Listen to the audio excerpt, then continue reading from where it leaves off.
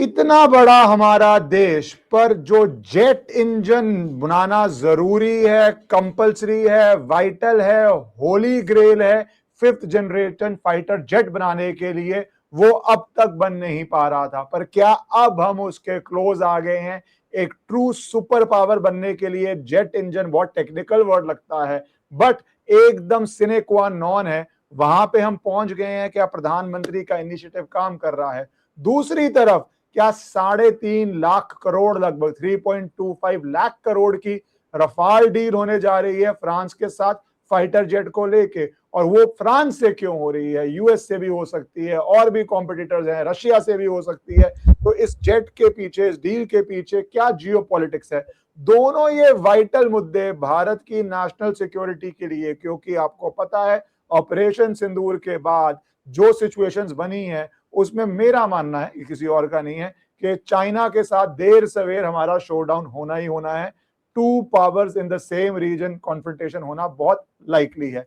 तो ये सारी बातें समझने के लिए कि हम क्यों 3.25 लाख करोड़ का रफाल का प्रपोजल एक्सेप्ट कर रहे हैं और उस पर क्या प्रेशर आएगा, क्या जियोपॉलिटिकल इंपैक्ट होगा, और हमारा जेट इंजन क्या फाइनली बनने जा रहा है। मेरे ख्याल से देश में एयर मार्शल संजीव कपूर जी से बेटर ये डिफिकल्ट सब्जेक्ट इसके सारे डायमेंशंस में समझाने के लिए कोई नहीं हो सकता। So it's my pleasure once more to welcome him to my channel. Thank you, sir, for taking your time and joining. Thank you, Ishkaran. Thank you. It's always a pleasure to be with you. Sir, पहले अगर Rafale से शुरू करें, इतनी बड़ी deal, mammoth deal, 3.25 lakh crore, तो इसके लिए तो हर देश चाहता था कि भारत उससे ले, बहुत उसकी पूरी इंडस्ट्रियल मिलिट्री कॉम्प्लेक्स को फायदा देता। पर भारत अब कह रहे हैं रफाल के पास से ले रहा है 114 fighter jets, 3.25 lakh crore, government to government route. तो सर क्या चल रहा है इसके पीछे? देखिए, 2016 में भारत ने फ्रांस के साथ गवर्नमेंट टू गवर्नमेंट डील की थी और हमने 36 रफेल लिए थे उनसे। तो ये फ्लाई अवे कंडीशन में आई थी। तो उस टाइम अभी जब ये मई 2026 में लेटर ऑफ रिक्वेस्ट भारत ने फ्रांस को दिया कि हमें 114 और खरीदने हैं, तो उस टाइम पे बहुत सारी मैंने कुछ प्रोग्राम भी किए थे, बहुत क्वेरीज आई थी कि उस टाइम पे हमने पूरे क्यों इकट्ठे नहीं ले लिए। 2016 में अगर पूरा पैकेज लेते तो हमारे को सस्ते पड़ते। अभी हम 10 साल बाद उनके पास जा रहे हैं, तो ना तो उनकी प्रोडक्शन लाइन इतनी सक्षम होगी इतने नंबर्स प्रोड्यूस करने के लिए, ना वो कॉस्ट मिलेगी हमारे को, जो क्योंकि इट इज अराउंड $39 बिलियन जो आप कह रहे हैं, 3.25 lakh crore is costing around $39 billion. तो भारत ने इसकी इवैल्यूएशन जो की है वो एक बहुत ही लंबा प्रोसेस है। आपके व्यूअर्स के लिए, करीब 2011 से लेके और 2015 तक 5 साल भारत ने जो MMRCA का प्रोजेक्ट है, जिसमें करीब 5 से 6 एयरक्राफ्ट इवैल्यूएट करने थे, भारत ने इवैल्यूएट किए हैं। It is not that Indian air force said कि हमें रफाल चाहिए, it is after the evaluation, because हमारा एक बहुत यूनिक देश है। हमारे इन एयरक्राफ्ट को, इन मशीन्स को -40 डिग्रीज में उड़ना होता है सियाचिन पे। हमारी इन्हीं मशीन्स को +55 डिग्रीज में राजस्थान में उड़ना होता है। हमारी इन्हीं मशीन्स और इन्हीं इक्विपमेंट को समुद्र में इन वेट एंड मॉइस्ट कंडीशन में उड़ना पड़ता है। इन्हीं मशीन्स को हमारे थिक जंगल्स में उड़ना पड़ता है। तो इस टाइप का जो एक्सट्रीम वेदर है दुनिया में कहीं नहीं है। तो बोथ मैन एंड मशीन जो इंडियन एयरफोर्स ऑपरेट करता है एक्सट्रीम्स पे हैं, और उसकी इवैल्यूएशन और उसके जो ट्रायल्स होते हैं ये काफ़ी लंबा प्रोसेस होता है। तो उसके बाद भारत ने 2015 में शॉर्टलिस्ट किया, गवर्नमेंट को बताया कि इन जहाज़ों में से जो दिया है ये जहाज हमारे, it was a government decision that time, and उस टाइम रक्षा मंत्री वाज डॉक्टर मनोहर पारिकर। तो भारत ने गवर्नमेंट टू गवर्नमेंट डील की और हमने 36 जहाज ले लिए। उसके बाद अभी नेवी ने 26 और उसका जो नेवल वर्जन है रफेल का M, उसको ऑर्डर किया। तो अब जबकि LCA बन के नहीं आ रहे हैं, जबकि हमारे को पता चल रहा है कि GE जो अमेरिकन इंजन हैं वो टाइम से नहीं आ रहे हैं, HAL की अपनी प्रोडक्शन लाइन एंड इंटीग्रेशन के इश्यूज हैं, और इधर हमारे जो MiG-21 हैं और जो बाकी एयरक्राफ्ट हैं धीरे धीरे सारे फेज आउट हो गए हैं। तो जो 42 स्क्वाड्रन ऑथराइज हैं, जिसके करीब 60 के करीब रिक्वायरमेंट है, अब घट के 29-30 स्क्वाड्रन तक रह गए। तो हमारे को ऑप सिंधु स्पेशली के बाद ये रियलाइज हुआ कि स्क्वाड्रन्स की स्ट्रेंथ किसी भी हालत में हमें तुरंत से बढ़ानी है। अब एक तो मुद्दा ये था कि हम नए तरह से इवैल्यूएशन करते, हम नए ट्रायल्स करते जिसमें अगेन 4-5 साल लगते। दूसरा ये था कि जो टाइम टेस्टेड, इवैल्यूएटेड और इन यूज और इन जहाजों ने बहुत अच्छा काम किया था ऑप्शन दूर में, और नेवी भी यही ले रही है, और आने वाले दिनों में इंटरऑपरेबिलिटी है, इनकी कोई ट्रायल्स की दोबारा जरूरत नहीं है, सिर्फ जो कमर्शियल नेगोशिएशंस होंगी वो होगी, और थोड़े बहुत जो अपग्रेड्स हैं उसकी टेक इवैल्यूएशन होगी, तो भारत ये जहाज स्ट्रेट वे ले सकता है। बट अब आपने देखा होगा कि 2022 से भारत ने एक नया प्रपोजल स्टार्ट किया कि हम मेक इन इंडिया बनाएंगे। तो C295 जो भारत ने लिए हैं, मैंने एक प्रोग्राम भी किया था आपके साथ, उसमें हमने वडोदरा में एक फैक्ट्री लगाई है जो प्रधानमंत्री ने स्पेनिश पीएम के साथ इनॉग्रेट की थी। तो भारतीय वायुसेना ने 16 जहाज फ्लाईअवे कंडीशन में लिए हैं स्पेन से, और 40 भारत में निर्माण होंगे, जिसमें से एक ऑलरेडी उड़ रहा है जो भारत में निर्मित है। सेम टेम्पलेट भारत ने फ्रांस को बोला है कि अगर हम आपसे 114 लेते हैं तो हमारे को सिर्फ 20 चाहिए फ्लाईअवे कंडीशन में, सिर्फ 20, बाकी 94 के 94 भारत में बनेंगे। तो ये सबसे बड़ी उपलब्धि है कि भारत का अपना डिफेंस इकोसिस्टम बन के ऊपर उभर रहा है। अब सर इसमें सर मैं इसमें जानना चाहूंगा, क्योंकि ये बहुत वाइटल पार्ट है। जैसे हमें जेट इंजन पे जब बाद में आना है, क्या प्रॉब्लम रही, आप बता रहे थे मुझे फोन कॉल पे कि 89 से हम लगे हुए हैं, बट इसके अंदर सर, क्योंकि एक तो आपने टेक्निकल बात बोली कि Rafale is tested, it performed and we don't want to waste 5 साल, बट सर इसमें दूसरा पार्ट टेक्नोलॉजी ट्रांसफर का कहा जा रहा है कि slowly over the time 50% Bharat का इंडिजिनस इसके अंदर डलेगा सर। तो sir how vital is this, and US का, क्योंकि एक तो टेक्निकल इशू है, दूसरा सर इसमें जियोपॉलिटिकल भी इशू होंगे कि कौन सा देश रिलायबल है नहीं है, तो why haven't we gone a for US and second for Russia, जो एक तरह से ओल्ड रिलायबल पार्टनर है? क्या उसकी बैंडविड्थ नहीं रशिया की यूक्रेन की वजह से, मतलब what is the reason we have gone this on the geopolitical factors?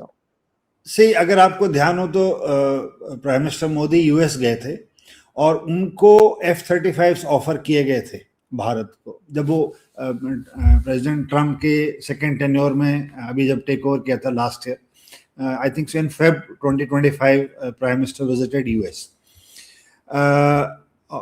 तो भारत ने टिपिकली आज तक कोई भी अमेरिकन जेट फाइटर नहीं खरीदा। हमारी करीब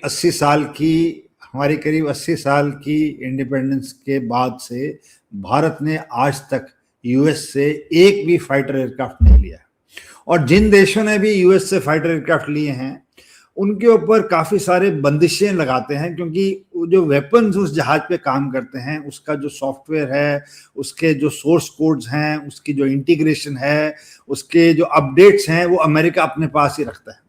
अब अगर आपको उसको यूज करना है या उसको कोई और रोल में, अगर मेरे पास एक अमेरिकन एयरक्राफ्ट है उसमें मैं भारत की निर्मित मिसाइल लगाना चाहता हूं, तो वो परमिशन उनसे लेनी पड़ेगी। अब वो देते हैं, नहीं देते हैं, कितनी देते हैं, कब देते हैं, ये तो अभी आपको दिख ही रहा है कि जो हमने उनके इंजन लगाने हैं LCA में, वो करीब 4 साल हो गए, आज तक उन्होंने जो 90 इंजन प्रॉमिस किए हैं, वो हमारे जो LCA Mark 1 अल्फा रेडी पड़े हैं अभी, उसके इंजन 36 आने थे मई 2026 तक, जो बीत गया है, अभी मई ये निकल गया है, सॉरी मार्च 2026 तक, आज तक एक भी इंजन नहीं आया। तो इस स्टेज पे ये आर्म ट्विस्टिंग होती है या कोई भी रीजन देते हैं। दूसरा रीजन ये है कि भारत ने अमेरिकन G414 इंजन की बात की थी, तो हमारे जो LCA Mark 2 और आर्म का प्रोजेक्ट है उसके अंदर जो पूरा डिजाइन है वो GE414 इंजन में है। तो उनके 2 इंजन है, एक G404 है, ये दुनिया के सबसे बेहतरीन इंजन में गिना जाता है, there is no doubt in that, but इसका पूरा कमांड एंड कंट्रोल और पूरी प्रोडक्शन लाइन सब कुछ अमेरिका में है।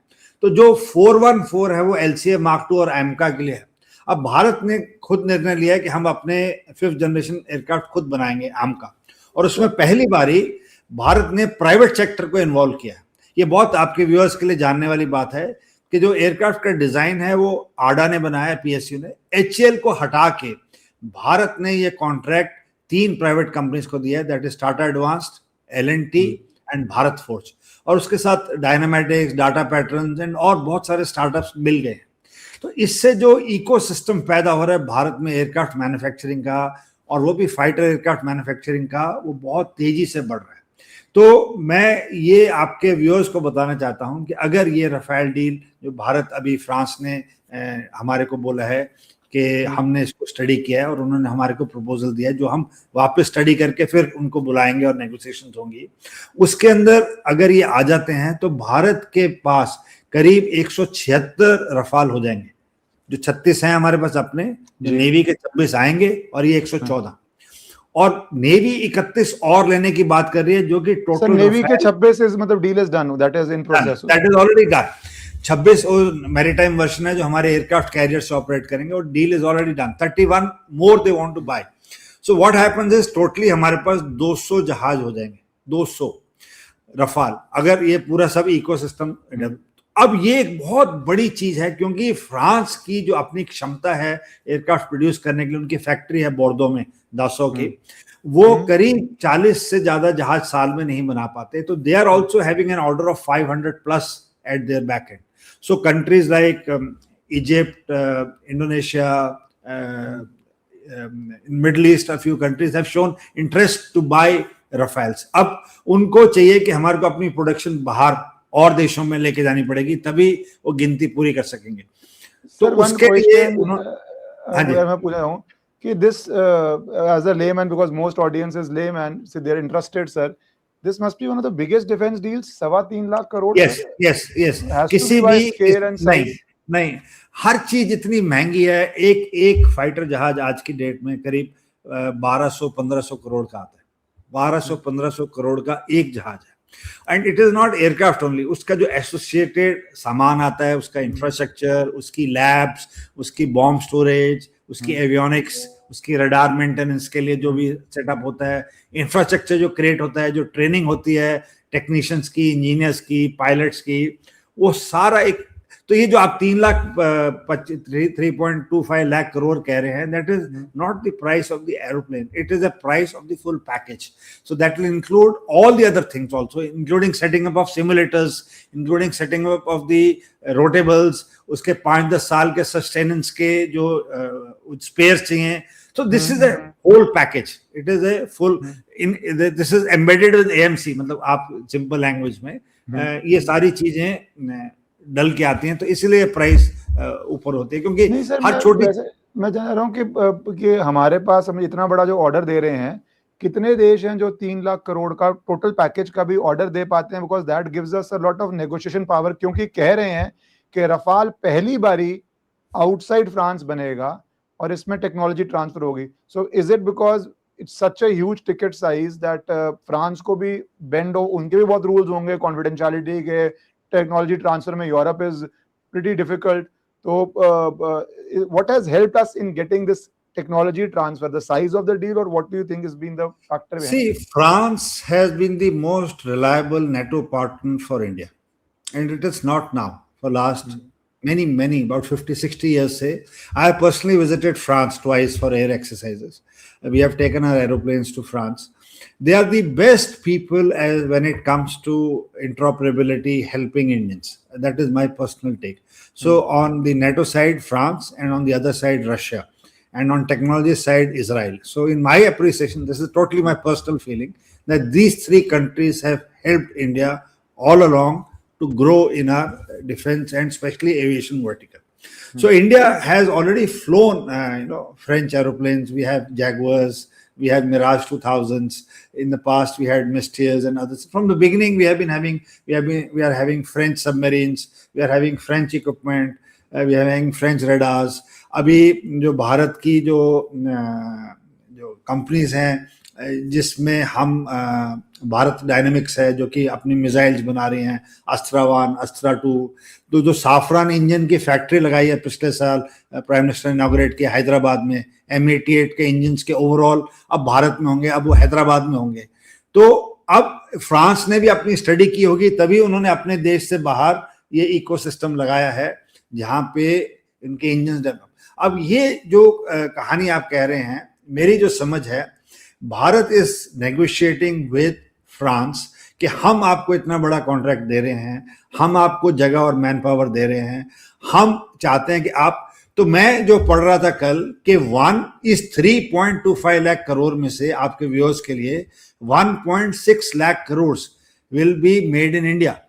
ये पैसा अराउंड 50% जो आप कह रहे हो would be in due course made by Indian companies, and this is an extremely good step. So India जो है, Safran will give us the engines. The Dassault की एक और sister concern है Thales, so they will give avionics. एक उनकी MBDA company है जो वेपन्स बनाती है, वो टाई अप कर रही है भारत डायनेमिक्स जो आकाश एंड, तो ये सारी कंपनीज जो है एकदम सिस्टम में आ जाएंगी और इनकी मदद से जो ट्रांसफर ऑफ टेक्नोलॉजी देंगे या सोर्स कोड देंगे, वो इस पार्ट ऑफ नेगोशिएशन रहेगा कि कितना वो दे सकते हैं, कितना वो बोलेंगे कि हम आके आपके इंटीग्रेट कर देंगे, हम देंगे नहीं आपको सोर्स कोड, बट हमारे इंजीनियर्स आके ये आपके जो वेपन है उसको हम क्योंकि एंड में पूरी वेपन्स की गेम है, platform is taking those weapons for delivery, so those weapons have to be integrated on that platform. And India ने अभी जितने भी युद्ध हो रहे हैं, चाहे वो रशिया यूक्रेन का हो, चाहे इजराइल हमास का हो या ईरान वॉर हो रही है, ये रियलाइज किया कि वेपन्स जब तक आप फास्ट प्रोड्यूस कर सकते हैं तब तक आपकी क्षमता रहती है.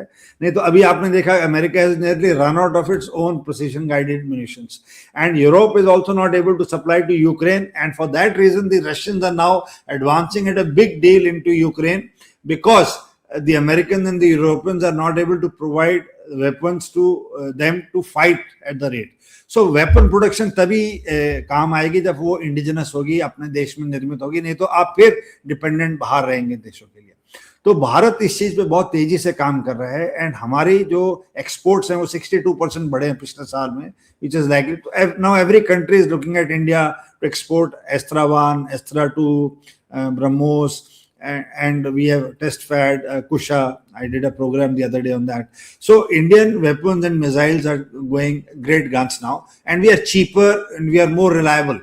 So अब क्या हो गया है कि भारत जो लोकल पार्टनर्स हैं भारत में, जैसे वो HAL हो गया, टाटा एडवांस्ड हो गया, महिंद्रा हो गया, अदानी हो गया, L&T डिफेंस हो गया, भारत फोर्ज हो गया, तो ये जो बड़ी बड़ी कंपनीज हैं, they are now engaging with a lot of countries, and Rafale जैसे मैंने आपसे कहा था कि other than France, Egypt, Indonesia, UAE have already placed confirmed orders. मैं इस रफाल पे आना चाहूंगा कि हम ये लेते हैं एक दो पार्ट में क्वेश्चन सर. एक ऑब्जर्वेशन, जैसे हम यूएस का कभी नहीं लेते, आपने बोला अपग्रेड, वो तो कई लोगों का आईफोन का एक्सपीरियंस भी है कि वो आपको कंपल्सरीली कई लोग मानते हैं, यूरोप में केसेस भी हुए कि आपका स्लो कर देते हैं 2-3 साल बाद कि आपको फोन नया लेना पड़े, software updates, battery starts draining out, बहुत उन पे ये रूमर्स चलते हैं, केसेस चलते हैं. सो एक तो यूएस में सर ये भी डर है कि किल स्विच जैसी चीज हो सकती है कि आप उड़ ही ना पाए, आपका अपग्रेड ही ना हो पाए अगर आप नॉन रिलायबल पार्टनर से लेते हैं. दूसरी बात सर जो ज्यादा अहम है, वो मैं ये आना चाहता हूँ कि अब एक Indian air force 3rd most powerful rank कर रही थी, ये अगर एयरफोर्सेस की बात करें, VDMA में कोई एक रैंकिंग है हिस्टोरिकली. तो where do you think we will stand vis-a-vis the world after this order is completed, and where do you think, how does that enable us to project our power? क्योंकि and में तो comparative process है sir, we are spending so much money, so what ये आपके viewers के लिए जो आपने भी फ्लैश किया है, this is a rating called WDMMA, World Directory of Modern Military Aeroplanes. सो एक ग्लोबल एजेंसी है जो ट्रू वैल्यू रेटिंग, जो TVR आपके स्क्रीन पर दिखा रहे हैं, जिसमें इंडिया की वैल्यू 69.4 दिखाई गई है. इसका रीजन ये रहता है कि it not only deals with the aircraft numbers, it deals with the overall capability. तो आपकी लॉजिस्टिक सप्लाई चेन कैसी है, आपके क्रू का कॉम्बैट एक्सपीरियंस क्या है, आप किस एडवर्स कंडीशन में ऑपरेट कर सकते हैं, आप कितनी diverse operation in the shortest possible. तो इन रेटिंग्स में 5 साल से कंटिन्यूसली भारत 3रे नंबर पे आ रहा है. American army, navy, air force, marines वो आगे हैं, उसके बाद रशियन एयरफोर्स है. Bharat is ahead of China in all the last 5 years of this rating. Now people are making fun के ये ऐसे कैसे हो सकता है, चाइना इतना एडवांस्ड है, बट उसका आंसर आपके व्यूअर्स के लिए ये है कि it is not sheerly on the numbers. Now China has not fought any war since 1979. So the Chinese crew हैं, they do not have any operational experience. And the Chinese weapons for the first time were utilized during Op Sindoor. आज इससे पहले Chinese military equipment किसी भी actual युद्ध में use नहीं हुआ. तो उनकी जो सैंक्टिटी है, उनकी जो एक्चुअल रिलायबिलिटी है उन वेपन्स की, चाहे वो JF-17 हैं, HQ-9 है, HQ-16 हैं, जो भी PL-15 है, PL-10 है, जो भी चाइनीज इक्विपमेंट है, वो पहली बारी ऑप सिंदूर में यूज हुए थे. तो चाइना हार्ट ऑफ हार्ट ये जानता है कि to grow, because their equipment and weapons didn't do well in Venezuela also when January this year the Americans attacked them. Their equipment initially didn't do well in Iran also. So China heart of heart knows that to be a global, and Chinese अपना equipment जो देश उन पे dependent हैं उन्हीं को दिया जा रहा है. तो China is giving weapons to Pakistan. Pakistan has imported 81%. Pakistan के जितने imports हैं military imports पिछले 4 साल में 81% is from China only. तो धीरे धीरे चाइना जो भी बना रहा है वो अपनी टेस्ट एंड इवैल्यूएशन के लिए पाकिस्तान को दे रहा है. एंड पाकिस्तान और जो भी युद्ध हो रहे हैं अभी ईरान और उसमें, तो वो हेल्प कर रहा है अपने इक्विपमेंट को और रिफाइन करने के लिए और एडवांस करने के लिए. तो ये उसकी बैकग्राउंड है जो आपने मुझे दिखाया. But coming to the original point, जैसे टाटा एडवांस्ड है, अब वो फ्यूजलाज बनाएगा रफाल के. अब देखिए मैं क्या कह रहा हूँ. तो सेंटर फ्यूजलाज, विंग, तो रफाल के ग्लोबल फ्यूजलाज जो एयरक्राफ्ट की बॉडी रहती है वो भारत में निर्मित होंगे. वो अभी Tata advanced will make the wings for all the Rafales globally. ठीक है. उसके बाद जो फाइनल असेंबली लाइन है उसमें Mahindra, Tata advanced and Adani, they will join these three and join with Dassault and make assemble the Rafales in India. So see what am I talking. फिर हमारे जो सिस्टम इंटीग्रेशन है वो L&T करेगा. L&T सबमरीन्स एंड मिसाइल्स और radars में बहुत आगे बढ़ चुके हैं हमारा L&T अपना. तो वो अब ने ऑफर किया है कि हम ये सिस्टम्स की इंटीग्रेशन करेंगे. एंड साफरान, जैसे मैंने कहा कि HAL और GTRE के, जो आपने पहला प्रश्न पूछा था सर, मैं आने जाता हूँ उस पर, एक बार स्क्रीन पे डाल ही दूं क्योंकि ये होली ग्रेल है. हम इतनी देर से सुन रहे हैं that Indians are the best minds. हम वर्ल्ड भर जाके सब टेक्नोलॉजिकल कंपनीज के अंदर हाईएस्ट पोस्ट पे पहुंच जाते हैं, बट हमारा अपना होम ग्रोन फाइटर जेट नहीं, इंजन नहीं बन पाता है.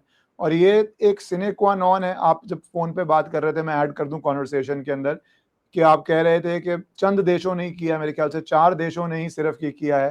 तो with everything in our favour, पहले सर अगर मैं आपसे पूछना चाहूँ कि हम क्यों नहीं अभी तक अचीव कर पा रहे. 89 से अगर हम लगे हुए, सैटेलाइट तो हम पहुंचा रहे हैं, सैटेलाइट चीपेस्ट भी दे रहे हैं. एलॉन मस्क बोलता है कि एक सरकारी कंट्रोल्ड कंपनी compete इतने चीप रेट्स पे कर पा रही है क्योंकि cheapness is important along with accuracy to multiply it.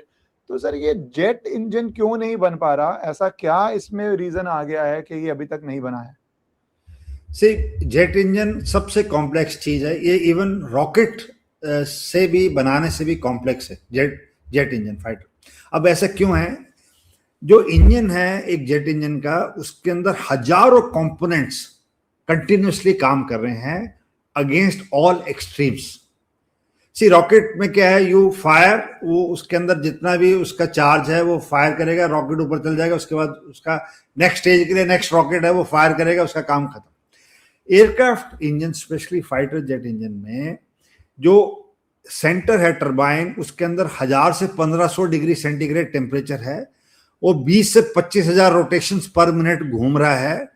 उसके अंदर इतना स्ट्रेस है of gravitational pull, temperature variations, air intake मतलब सही से आ रही है नहीं आ रही है उसमें, और उसको एक्सट्रीम्स में उसकी जो रीहीट है उसको इतनी ज्यादा उस पे मेटल पे प्रेशर पड़ता है, और उसी के अंदर से सारी टैपिंग ली जाती है इंजन से ही, चाहे वो आपकी ऑक्सीजन के लिए हो, चाहे वो हाइड्रोलिक्स के लिए हो, चाहे वो एयर कंडीशनिंग के लिए हो, चाहे वो न्यूमेटिक्स के लिए हो. सो दैट्स हाउ बेसिकली, और इंजन के ऊपर ही जहाज का डिजाइन होता है. इट इज, पहले इंजन डिसाइड होता है, उसकी जो बॉडी और जो बनता है वो उस इंजन के हिसाब से बनता है. तो इसीलिए भारत ने जब LCA शुरू में डिसाइड किया था, तो 1989 में GTRE है, एक DRDO की ऑर्गेनाइजेशन है, तो उन्होंने बोला था कि हम ये इंजन बना देंगे, और उसका नाम कावेरी रखा था. बहुत काम चला, बट इसके 4-5 कारण हैं कि वो इंजन क्यों सक्सीड नहीं हुआ. इस जहाज की उस टाइम पे जब उन्होंने बोला था तो उन्होंने बोला था कि हम 90 किलो न्यूटन, एक पावर होती है टेक्निकल टर्म में, उतनी पावर हमारे को मिनिमम चाहिए थी, 90 किलो न्यूटन्स, जो उस इंजन को लिए चाहिए। बट जो जीटीआरई ने फाइनली प्रोड्यूस किया वो 70 से 72 ही थी, तो that was not good enough for LCA at that stage. तो उन्होंने, और उसके कारण थे कि हमारे ये इंजन जो बनाए थे जीटीआरई ने, वो हाई ऑल्टीट्यूड और हाई टेम्परेचर कंडीशंस में इतनी अच्छी तरह काम नहीं किए, क्योंकि वो जहाज हैवियर था। एयरक्राफ्ट में जो भी चीज हम लगाना चाहते हैं that should be the best performing at the least possible weight, ये आपके व्यूअर्स के लिए, क्योंकि वो चीज, वो वजन हवा में ऊपर जाएगा तो उतनी शक्ति तो जहाज की उसको वजन के उठाने में लग जाएगी। तो इसलिए आप देखेंगे कि आजकल जितने भी विंग्स हैं एयरक्राफ्ट के, चाहे आप एयरबस में ट्रेवल करते हैं, किसी कमर्शियल एरोप्लेन में करते हैं, they are becoming thinner, lighter and of composites and more flexible. Basic aim है कि उसका वेट कम करना है। हर चीज जहाज में जब आप एक्सेस बैगेज लेके जाते हैं तो उसके पैसे भरने पड़ते हैं। उसका ये कारण है कि आपका जो वेट उस जहाज के अंदर जा रहा है, the operators want it at a low weight, so that's why you have to pay more to carry, so because fuel ज्यादा खर्च होगा, so everything is interlinked। तो उसमें फिर हाई ऑल्टीट्यूड हाई टेम्परेचर के ट्रायल्स रशिया में चले, और उसकी सेकंड प्रॉब्लम थी इनएडिक्वेट फंडिंग। अब इंजन के लिए बहुत पैसा खर्च होता है और 20 से 30 साल लगते हैं इंडिजिनस, जिस कंट्री ने भी बनाया, चाहे फ्रांस, यूके। तो सर फ्रांस और यूके कैसे बना गए? और वो उन्होंने 1940 से वर्ल्ड वॉर से स्टार्ट किए, उनके इंजन तब से बन रहे हैं, रोल्स रॉयस के, इनके। सो उस टाइम पे they had a necessity for war, तो they started manufacturing engines from that, and Russia also during cold war was manufacturing engines for their fighters. Sir China की क्या सिचुएशन है इस पे sir? China has reverse engineer these engines, so they could not themselves make, the Chinese also could not manufacture engines, because again West did not share the technology of engine manufacturing with them. So this is in short the answer to your question. दूसरा, funding भी सरकार ने adequate नहीं दी थी इस project के लिए। तो फाइनली क्या हुआ, 2008 में भारत ने ये निर्णय लिया कि हम तेजस जो बनाएंगे वो बिना कावेरी इंजन के बनाएंगे। तो अब आप देखिए 80 से लेके और 2008-9 तक हम उसी में ट्राई करते रहे, और वो उतना टाइम वेस्ट हो गया हमारा। अब हमने बोला कौन सा इंजन लेना, तो उस टाइम निर्णय लिया गया कि हम जी का इंजन लगाएंगे, जो मेरी समझ में सही निर्णय नहीं था, क्योंकि not only Tejas, normal Tejas mark 1, mark alpha, mark 2, एमका, Ted BF, सब में हमने बोला कि हम जी के इंजन लगाएंगे। You can not put all the eggs in the same basket. तो अब भारत ने सारे डिजाइन उस जी इंजन के हिसाब से कर दिया है। अब अमेरिका वो इंजन टाइमली हमारे को नहीं दे रहा है। तो इन सिंपल लैंग्वेज ये अभी प्रॉब्लम। अब नेक्स्ट है, अब where are we, last question sir, where are we placed on this jet engine now? See अभी 3 कंपनीज हैं आपके व्यूअर्स के लिए, विच शोर, because India is the biggest market today, so her country चाहता है, एंड यूके इटसेल्फ अभी काफी टर्मोइल है उनकी इकोनॉमिक, एंड उन्होंने एफटीए भी साइन किया था, अगर आपको याद हो तो उनके प्रधानमंत्री भी भारत आए और सारी डील्स वगैरह साइन हुई। और रोल्स रॉयस के जो सीईओ हैं वो भारत आए थे फरवरी में इस साल। उन्होंने बहुत ऑफर किया, बट मेरी समझ से उनका जो इंजन का जो ट्रांसफर ऑफ टेक्नोलॉजी और वो है, वो टाइमलाइंस हमें सूट नहीं कर रही। 2032 में उन्होंने बोला था हम प्रोटोटाइप देंगे, 2034 में, आज से 8 साल बाद हम रोल्स रॉयस के निर्मित इंजन से अपना एमका उड़ा सकेंगे, 2034। अब अदर साइड जो साफरन है इज अंडरस्टूड, तो साफरन ने बोला कि हम आपको 110 से 130 किलो न्यूटन का इंजन देंगे, जो कि हम जीटीआरई के साथ कोलैबोरेट करेंगे, जो कि भारत में निर्मित होगा, जो कि M88 नहीं होगा। ये आप सबसे की जो है आपके क्वेश्चन का उत्तर बहुत कम लोग बता पाएंगे। साफरन ने बोला है कि हम जो GE 414 इंजन है जिसके अराउंड M का बनाएंगे, हम उसी साइज का आपको, उसी कॉन्फ़िगरेशन का आपको इंजन बना के भारत में ही देंगे। अब भारत को सूट करता है क्योंकि हमारा जो डिजाइन है उसमें हमारे जो 4-5 साल लगेंगे वो वेस्ट नहीं होंगे। तो this is in simple terms. और उन्होंने बोला कि हम ये जहाज आप ही की संस्था, जो सरकारी संस्था जीटीआरई उसका है, एंड जो इसका हॉट सेक्शन होता है एयरक्राफ्ट का, उसका नो हाउ कोई नहीं शेयर करता। इसके अंदर क्रिस्टल्स होते हैं, इसके अंदर मेटल्स होते हैं, इसके अंदर प्रिंटर्स होते हैं 3D, इसके अंदर टेस्ट बेड्स होते हैं, ये कोई शेयर नहीं करता। तो भारत अब इन चीजों पे भी खुद काम कर रहा है। और भारत में अभी मैं पढ़ रहा था कि 15 अगस्त को भारत प्रधानमंत्री ये शायद अनाउंस करना चाहते हैं, इसीलिए ये प्रपोजल CCS के पास बहुत तेजी से रखा गया है। और भारत को उन्होंने बोला कि आप एकदम हमें इतने पैसे भी मत दीजिए, साफरान ने बोला हम आपसे 10 साल में ये पैसे ले लेंगे तोड़ तोड़ के। तो एक जगह मैं पढ़ रहा था 25 से 30 हजार करोड़ है, कहीं मैं पढ़ रहा था 60,000 करोड़ के करीब है। But all the same if you have to pay this money in 10 years time which is quite good. And Bharat की अपनी स्पेसिफिकेशन के हिसाब से, अपनी रिक्वायरमेंट के हिसाब से अगर साफरान मिलके बना रहा है तो ये एक वेलकम स्टेप है। सो और जबकि जी का साइड आप देखिए, मीटिंग्स हुई अभी 2 महीने पहले भी, जीई ने जो 70-80 करोड़ रुपए का एक इंजन है, इसकी कॉस्ट है, अभी जो GE 414 देना है वो बोला कि अब हम आपको जो 90 इंजन देंगे जो आप मांग रहे हो अब 200 करोड़ में देंगे। तो कहाँ 70 से 80 करोड़, 3 गुना जी ने अपने इंजन की प्राइस बढ़ा दिया। तो ये सारे कारण हैं। तो as we speak there are 3 options with India. One is for going with Safran, second is going with Rolls-Royce, and third is with GE.